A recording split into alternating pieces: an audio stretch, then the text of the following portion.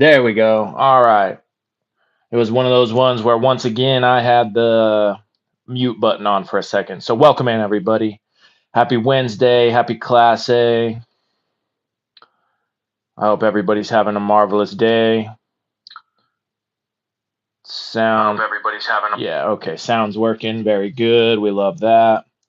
Let's get our music playing and we'll get into it. This is Jay Baldell and welcome to my channel. Welcome to our current Class A study, which is Éliphas Lévi's Transcendental Magic. If you're just approaching this for the first time, well, then it's wonderful to have you. And I hope you enjoy it. I hope it is what you were searching for as you navigate the swampy lands of YouTube and the rest of social media. Today's going to be a fun one talking about initiation. So, okay, looking good. Music, chat, all the boxes checked. Very swell. So let's see what the tarot's got to say. And then we'll get to reading. All right, Book of Thoth. As we progress into our Class A study of Éliphas Lévi, what is the image from the tarot that's going to best line up with our Chapter 9 reading today on initiation?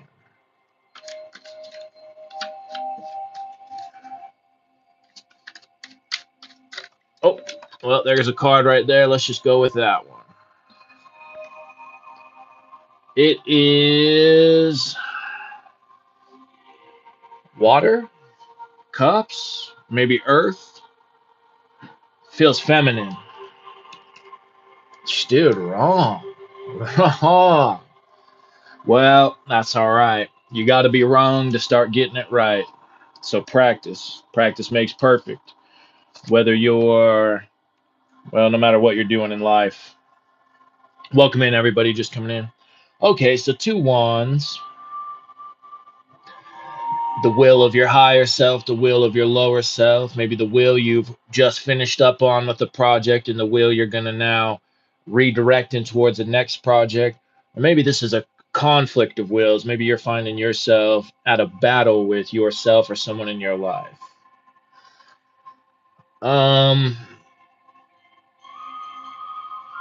The message I'm kind of getting more from it is more about on to the next project or on to the next level of understanding. And those initial sparks in the world of fire that first and foremost take us towards that.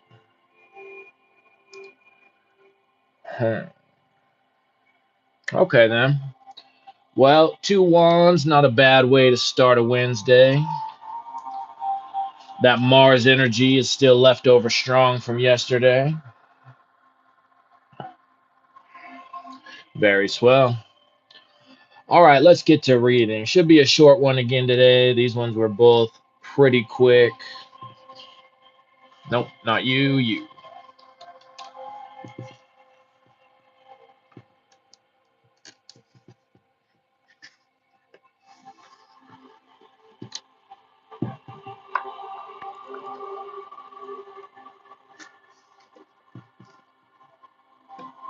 All right, then. There we go. Better get a little water and then we'll go ahead and get started.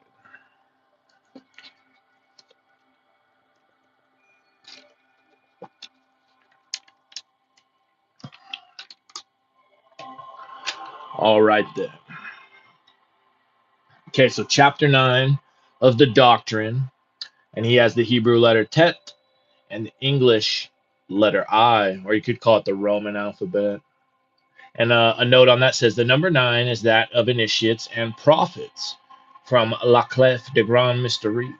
One true goddess. What up? I hope you're having a wonderful day. Great to see you. All right, so initiation, Jesod Bonum.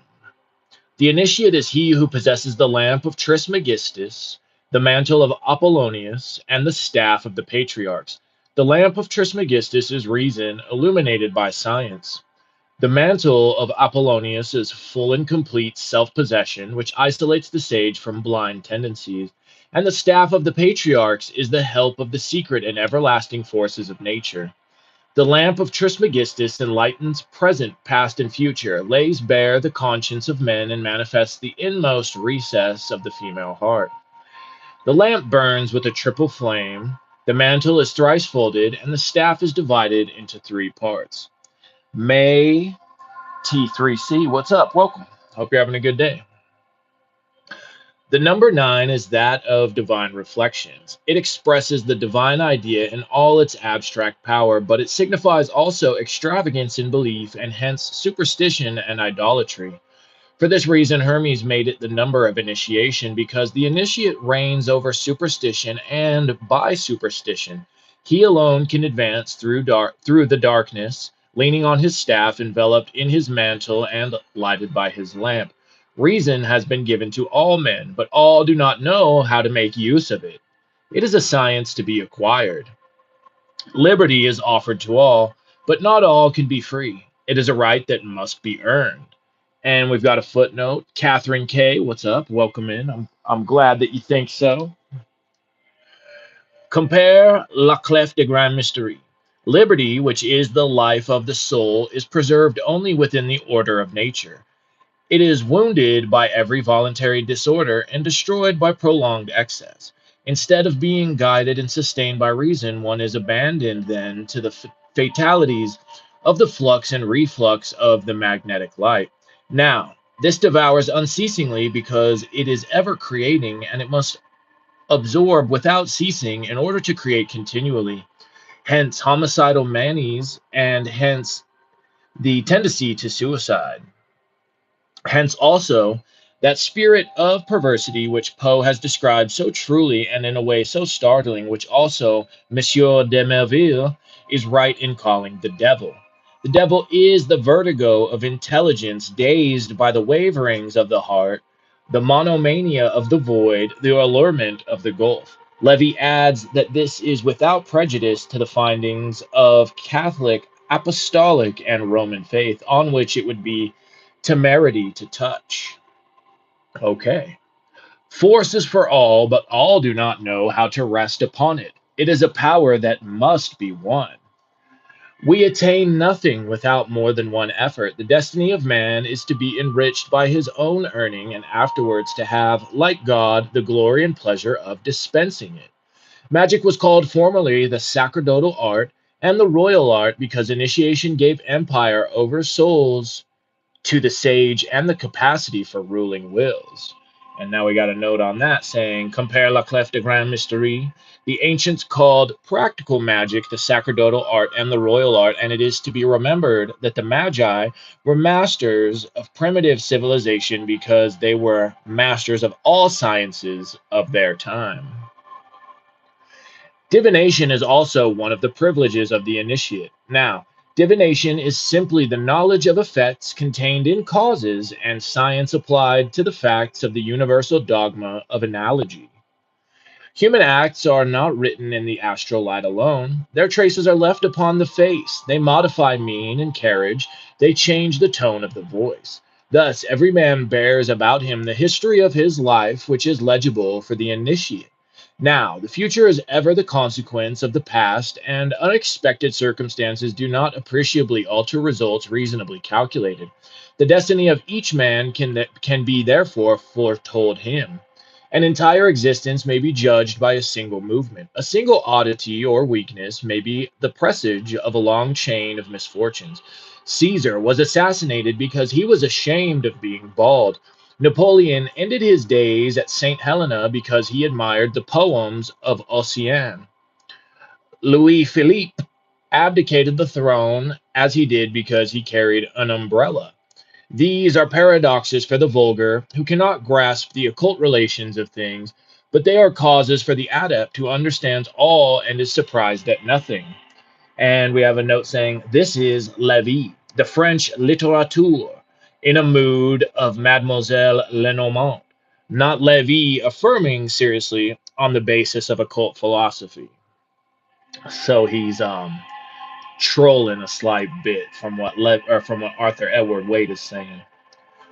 Initiation is a preservative against the false lights of mysticism. It equips human reason with its relative value and proportional infallibility, connecting it with supreme reason by the chain of analogies. Hence, the initiate knows no doubtful hopes, no absurd fears, because he has no irrational beliefs. He is acquainted with the extent of his power, and he can be bold without danger. For him, therefore, to dare is to be able. Here, then, is a new interpretation of his attributes. His lamp represents learning, the mantle which enwraps him, his discretion, while his staff is the emblem of his strength and boldness. He knows, he dares, and is silent. He knows the secrets of the future, he dares in the present, and he is silent on the past. He knows the failings of the human heart, he dares make use of them to achieve his work, and he is silent as to his purposes. He knows the significance of all symbolisms and of all religions. He dares to practice or abstain from them without hypocrisy and without impiety, and he is silent upon the one dogma of supreme initiation. He knows the existence and nature of the great magical agent. He dares perform the acts and give utterance to the words which make it subject to human will, and he is silent upon the mysteries of the great arcanum. So may you find him often melancholy, never dejected or despairing, often poor, never abject or miserable, persecuted often, never disheartened or conquered. He remembers the bereavement and murder of Orpheus, the exile and lonely death of Moses, the martyrdom of the prophets, the tortures of Apollonius, the cross of the Savior. He knows the desolation in which Agrippa died, whose memory is even now slandered. He knows what labors overcame the great Paracelsus and all that Raymond Lully was condemned to undergo that he might finish by a violent death. He remembers Swedenborg simulating madness and even losing reason in order to excuse his science.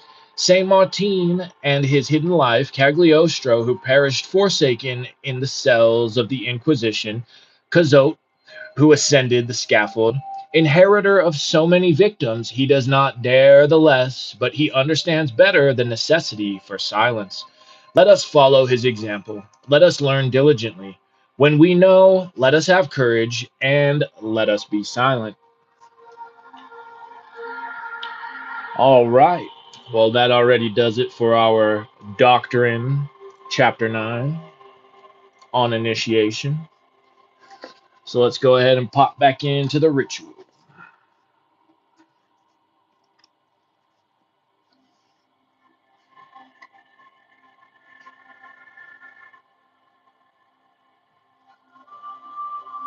A little more water, and we'll go ahead and do it.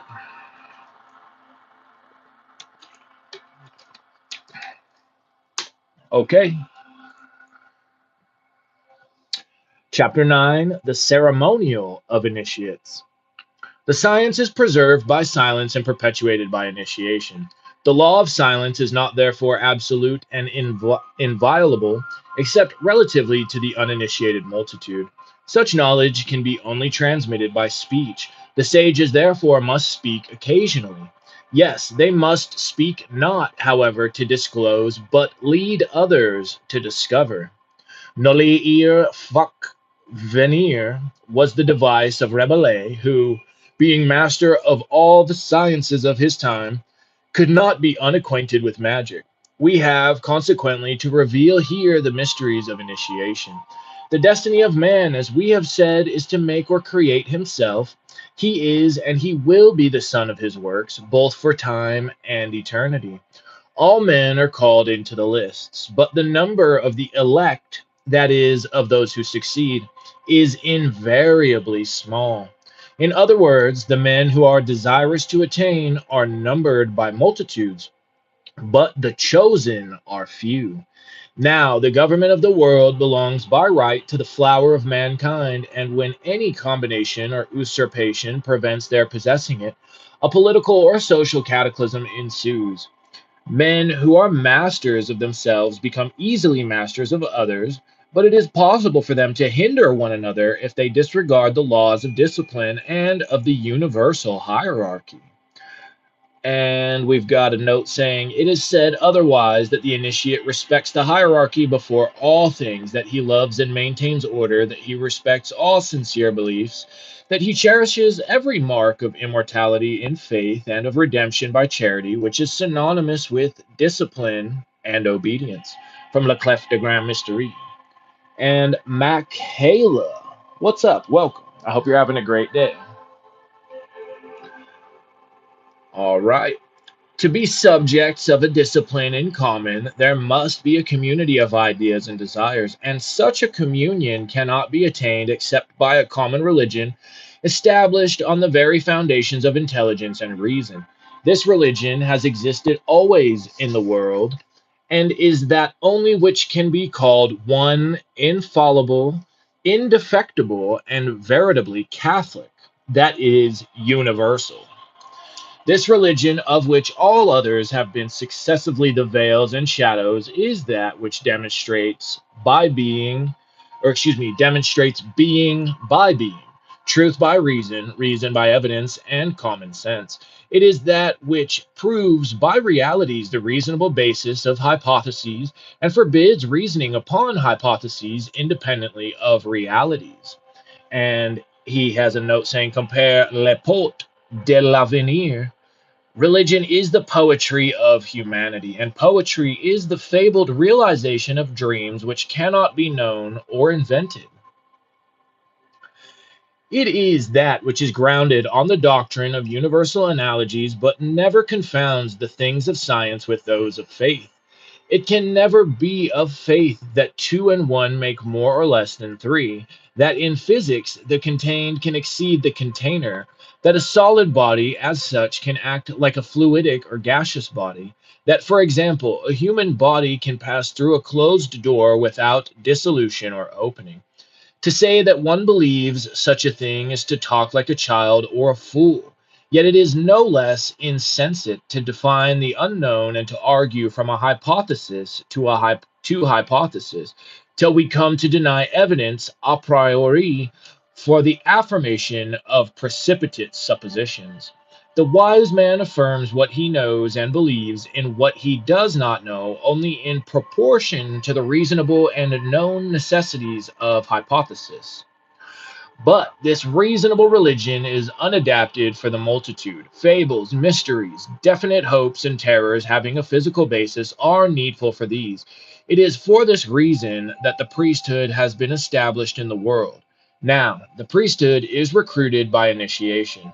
Religious forms perish when initiation ceases in the sanctuary, whether by the betrayal of the mysteries or by their neglect and oblivion.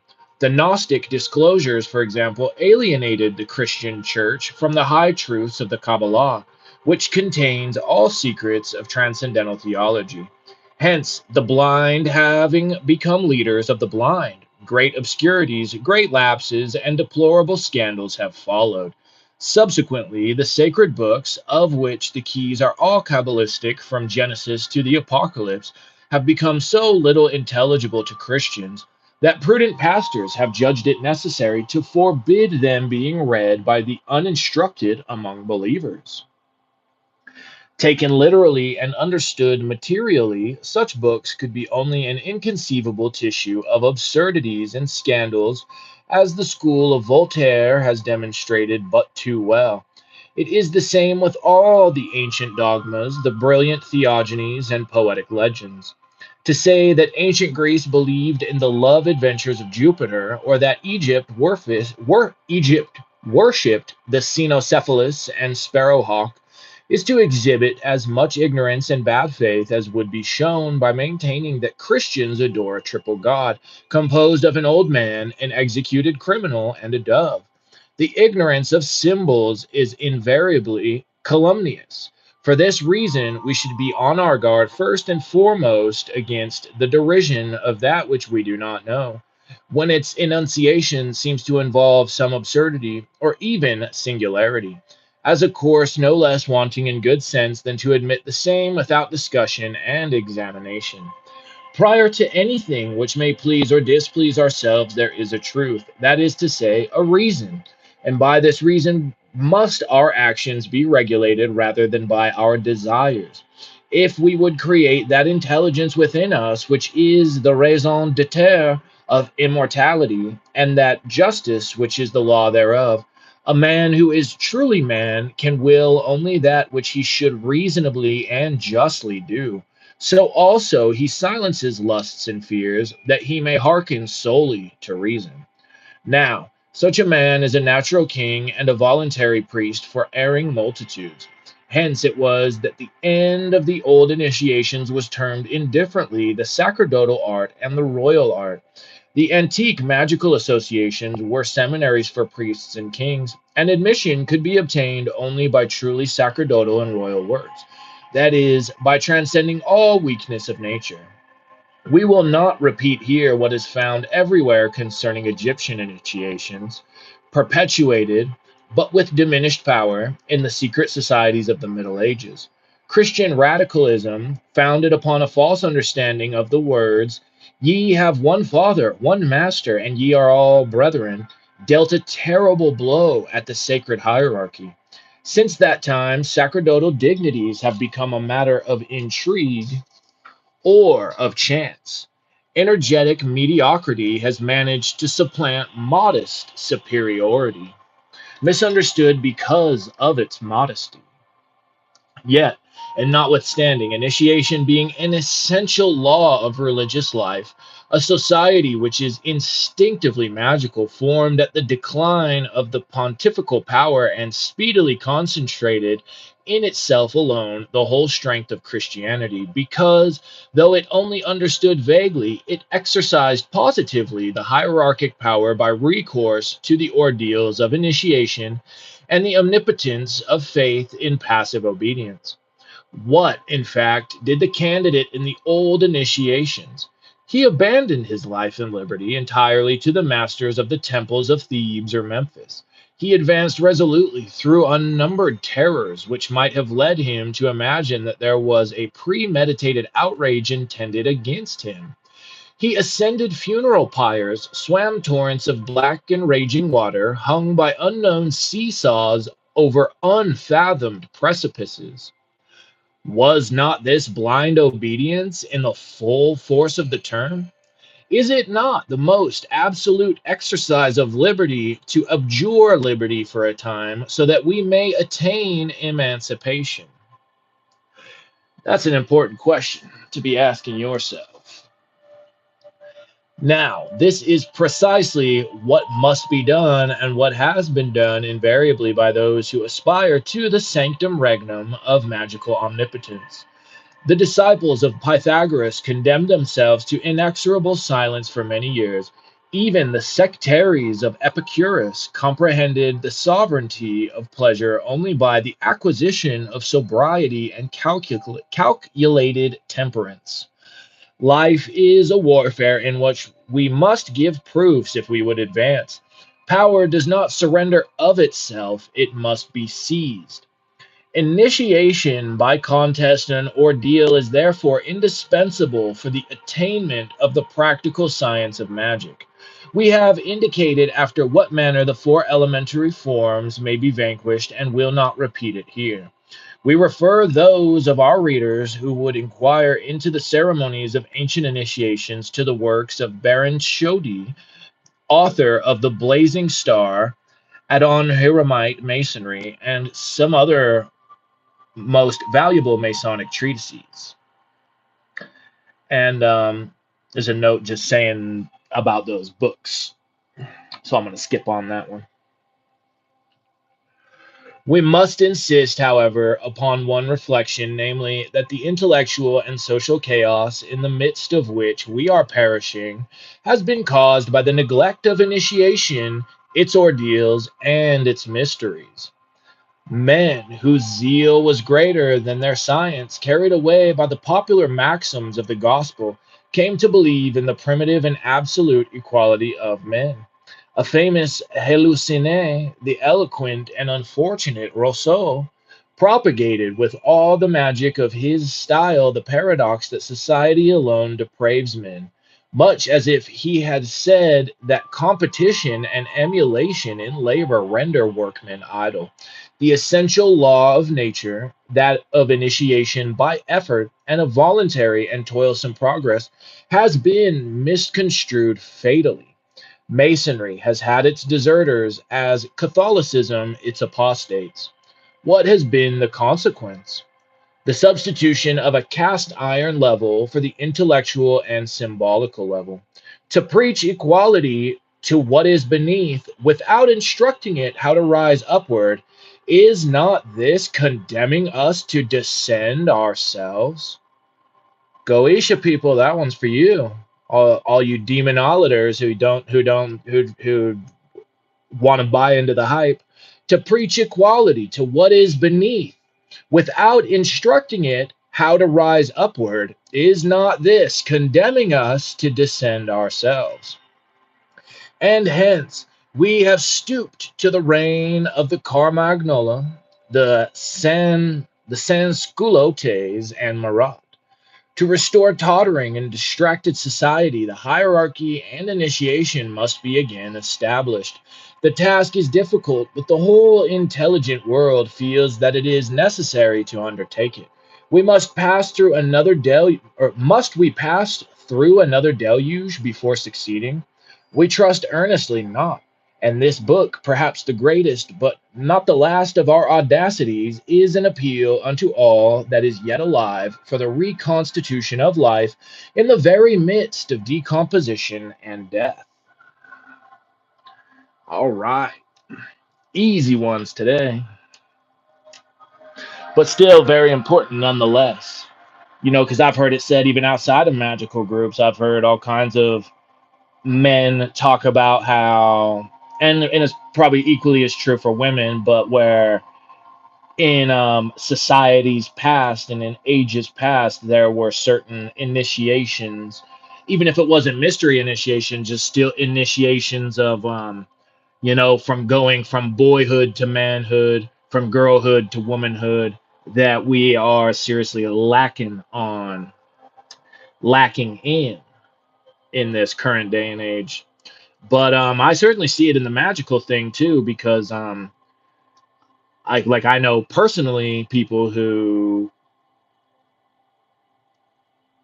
haven't really gone through those type of things, and well, it kind of just it shows, not just kind of, it does show, it shows. Uh, but whatever, maybe for some people they can get by without it, but I think that for the majority of people, they would probably benefit greatly from those type of things. But those can come in many different shapes and forms, not just like the mystery, magical, esoteric type of stuff. Although, what do you do? What do you do when those are the times you're living in, and